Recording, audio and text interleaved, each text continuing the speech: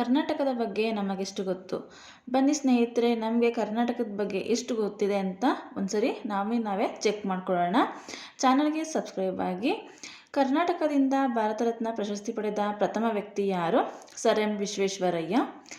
ಕರ್ನಾಟಕದಲ್ಲಿ ಸಂಸ್ಕೃತ ವಿಶ್ವವಿದ್ಯಾಲಯ ಎಲ್ಲಿದೆ? ಬೆಂಗಳೂರು. ಕರ್ನಾಟಕ ಸಂಗೀತ ಪಿತಾಮಹ ಎಂದು ಯಾರನ್ನು ಕರೆಯಲಾಗುತ್ತದೆ? ಪುರಂದರದಾಸರು. ಯಾವ ದಿನವನ್ನು ಕರ್ನಾಟಕ ರಾಜ್ಯೋತ್ಸವ ದಿನವಾಗಿ ಆಚರಿಸಲಾಗುತ್ತದೆ? ಪ್ರತಿ ವರ್ಷ ನವೆಂಬರ್ 1 ಕರ್ನಾಟಕ ರಾಜ್ಯೋತ್ಸವ ದಿನವಾಗಿ ಆಚರಿಸಲಾಗುತ್ತದೆ. ಕರ್ನಾಟಕ ರಾಜ್ಯ ಬಾವುಟದಲ್ಲಿರುವ ಬಣ್ಣಗಳು ಯಾವುವು? ಇದನ್ನು ನಾವು ಆರ್ಡರ್ ವೈಸಲ್ಲಿ ಹೇಳಬೇಕು. ಹಳದಿ ಮತ್ತು ಕೆಂಪು ಬಣ್ಣ ಕರ್ನಾಟಕ ರಾಜ್ಯ ಬಾವುಟದಲ್ಲಿರುವ ಬಣ್ಣಗಳಾಗಿವೆ. ಕರ್ನಾಟಕದ ರೇಷ್ಮೆ ನಾಡು ಎಂದು ಯಾವ ಜಿಲ್ಲೆಯನ್ನು ಕರೆಯಲಾಗುತ್ತದೆ?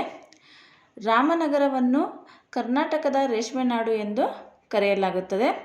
ಯಾವ ವರ್ಷದಲ್ಲಿ ಮೈಸೂರು ರಾಜ್ಯವನ್ನು ಕರ್ನಾಟಕ ಎಂದು ಮರುನಾಮಕರಣ ಮಾಡಲಾಗಿದೆ?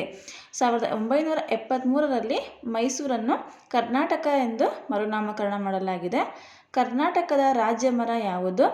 ಶ್ರೀಗಂಧದ ಮರ.